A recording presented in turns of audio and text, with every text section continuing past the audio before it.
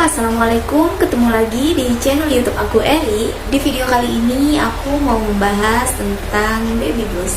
Aku di sini kapasitasnya bukan sebagai ahli atau sebagai psikolog. Jadi di sini kapasitas aku sebagai seseorang yang pernah mengalami baby blues. By the way, aku butuh waktu sekitar 1 tahun lebih, 1,5 tahun lebih lah ya, untuk memberanikan diri speak up tentang baby blues ini karena banyak pertimbangan. Dan mohon maaf, aku bikin video ini tujuannya bukan untuk menjatuhkan pihak manapun. Jadi benar-benar pure aku di sini pengen sharing aja ke kalian. Maaf ya, aku ngevlognya sama anak aku, ini anak aku baru bangun. Jadi aku kemarin itu lahiran bulan Januari 2020. Aku sempat mengalami baby blues. Aku juga tahu kalau itu baby blues itu setelahnya atau kayak udah agak normal lagi kayak gitu. Kenapa aku berspekulasi kayak gitu? Karena tanda-tandanya itu ya memang kayak gitu, memang baby blues. Tapi alhamdulillah nggak sampai yang depresi atau menunjukkan hal-hal yang buruk. Cuma jadi lebih sering menyendiri, sering nangis, dan yang paling menonjol itu aku jadi sering minta maaf sama suami. Padahal nggak habis ngapa-ngapain juga, maksudnya nggak habis berantem apa habis debat tuh enggak, cuma emang sering banget yang namanya minta maaf sama suami. Waktu itu mungkin sekarang aku bisa ngomong gini karena udah jernih kali ya pikiran aku. Cuma waktu saat kejadian aku nggak kepikiran apa-apa, jadi cuma pengennya nangis dan minta maaf aja. Terus ngerasa nggak berguna dan ngerasa apa ya, kayak ngerasa apa sih, nggak becus gitu jadi seorang istri dan seorang ibu yang baru melahirkan. Itu sih yang aku pikir waktu itu. Cuma kalau sekarang aku berpikirnya mungkin aku itu dulu berekspektasi terlalu tinggi tentang kelahiran anak aku ini. Soalnya mungkin bagi kalian subscriber aku tahu ya, aku selama hamil itu mengalami beberapa kendala seperti plasenta previa, terus HB aku rendah. Nah, pas aku tahu plasenta previa, itu aku ngikutin kelas yoga untuk ibu hamil. Itu tujuannya ya biar plasentanya naik, biar adiknya sehat juga, posisinya optimal seperti itu. Jadi benar-benar yang ikhtiarnya itu pol-polan. Setelah plasentanya udah normal, dinyatakan HB aku rendah. Waktu itu cuma 8 kalau nggak salah. Itu aku juga usahanya pol-polan karena katanya kalau HB-nya rendah itu nggak bisa lahiran normal.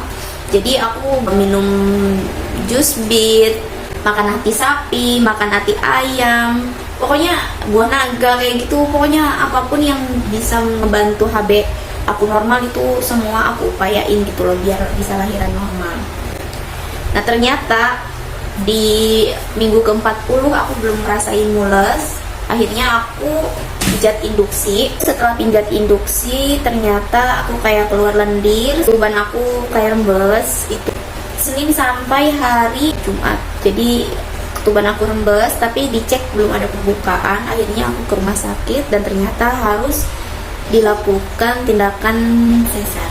Saat memutuskan untuk sesar itu aku benar-benar istilahnya nggak ada paksaan dari pihak lain, karena udah induksi juga 12 jam tapi tetap belum ada pembukaan.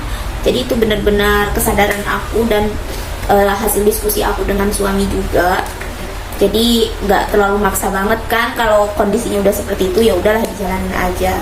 Tapi ya itu tadi efeknya setelah itu aku jadi kayak nyesel gitu loh, kenapa aku harus sesar. Jadi aku kayak berpikir aku udah ikut yoga, udah ikut ini, ikut itu, udah pijet ini, pijet itu, tapi kenapa nggak bisa normal, kenapa harus sesar sih? Gara-garanya itu sih. Ya sekarang aku berpikir kayak gitu karena udah jernih kan pikirannya. Tapi pada saat kejadian itu aku nggak mikir ke situ sama sekali. Cuma berpikir nggak bisa jadi ibu yang sempurna dan istri yang sempurna. Terus juga masalah ASI. Mungkin bagi sebagian orang ASI itu kan keluar saat hamil. Ada sebagian orang yang ASI-nya udah keluar. Tapi untuk aku sendiri itu 3 hari dan lancarnya itu sekitar 7 hari. Ya ada aja yang nyibir, maksudnya yang ngomong asinya kenapa belum keluar, gini ada aja kan yang seperti itu. Jadi tertekan juga. Ya walaupun aku dari mulut itu ngomong bodo amat, dari hati juga, tapi pikiranku yaitu tanda-tanda baby blues dari yang aku alami itu sedih, ngerasa bersalah, kayak ngerasa nggak berguna aja. Itu sih yang aku alami. Bersyukurnya suami aku angin, walaupun sebenarnya dia nggak tahu permasalahannya apa, atau dia tuh nggak tahu aku kenapa. Karena pada saat itu kalau ditanya aku kenapa, aku juga jawabannya nggak tahu, karena kan belum bisa berpikir jernih kan. Jadi mikirnya masih ya nggak tahu kenapa bisa kayak gitu loh. Jadi pesan aku buat kalian yang sekarang lagi hamil atau habis melahirkan, atau ya udah lama melahirkan tapi mengalami hal-hal yang tiba-tiba sedih, tiba-tiba ngerasa bersalah atau ngerasa nyesel, itu aku saranin jangan dipendam sendiri ya. Kalau bisa kalian cerita sama suami atau sama orang tua kalian. Tapi kalau misal suami dan orang tuanya kayak cuek atau orang tuanya nggak paham kayak gitu, kalian bisa cerita ke temen atau sahabat atau saudara kalian yang sekiranya memang kalian percaya untuk mendengarkan. Karena menurut aku didengarkan itu penting banget, walaupun yang mendengarkan nggak ngasih saran apa-apa, cuma kayak kata-kata sabar atau kamu jangan kayak gitu, jangan sedih terus, cuma butuh didengerin aja kok. Jadi cari orang yang memang bisa menerima keluhan-keluhan kamu. Kadang malah jadi kayak kesel juga sama anak, padahal anak kita kan nggak tahu apa-apa kan gitu. Jadi saran aku ceritain, jangan diem aja ya. Buat para ibu keluarga, saran aku buat kalian, apapun yang terjadi, keputusan apapun yang diputuskan oleh seorang ibu yang akan melahirkan atau sudah melahirkan, itu jangan dicerca, jangan di apa ya, maksudku baik buruknya kan dia tahu sendiri. Jadi nggak usah ngejudge yang, aku sambil benerin mainan ya.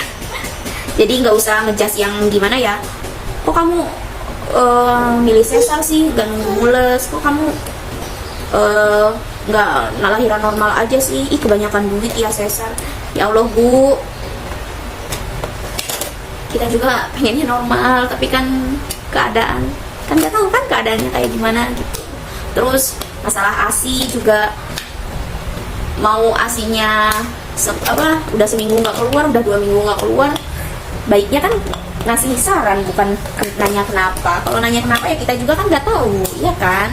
Jadi apa ya, sebisa mungkin sebagai tetangga, sebagai keluarga itu dijaga omongannya, karena kita nggak pernah tahu omongan kita yang mana yang bisa bikin seseorang itu berpikiran negatif dan melakukan hal-hal yang jahat. Kita nggak pernah tahu, ya kan.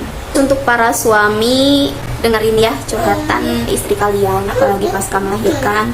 Kalau bisa bantu sedikit-sedikit lah pekerjaan rumah. Terus kalau istri ada keluh kesah itu jangan diomongin manja. Kayaknya sekian ocehan dan curhatan aku tentang baby blues. Aku tekankan sekali lagi ya, di sini aku kapasitasnya bukan sebagai psikolog atau sebagai ahli di bidang seperti ini. Aku cuma berbagi pengalaman ke kalian tentang apa yang aku alami dan cara aku mengatasinya. Jadi aku benar-benar gak aku pendam sendiri.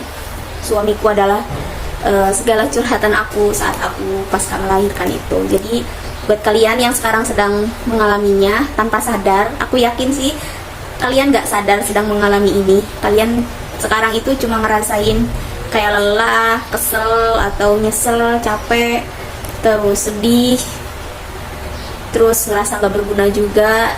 Pasti kalian sekarang itu cuma ngerasain itu. Cuma kalau kalian pendem sendiri, khawatirnya berbahaya. Jadi lebih baik diungkapin aja sama orang-orang terdekat kamu ya. Semangat, karena yang tahu diri kita, yang tahu baik buruknya untuk kita, anak kita, dan keluarga itu kita. Jadi biarkanlah mereka ngomong. Kalau memang sekiranya omongan mereka membuat kamu sakit hati, ungkapin ke orang-orang terdekat kamu. Terima kasih sudah menonton video ini. Mohon maaf jika ada kekurangan. Sampai jumpa di video-video selanjutnya. Wassalamualaikum.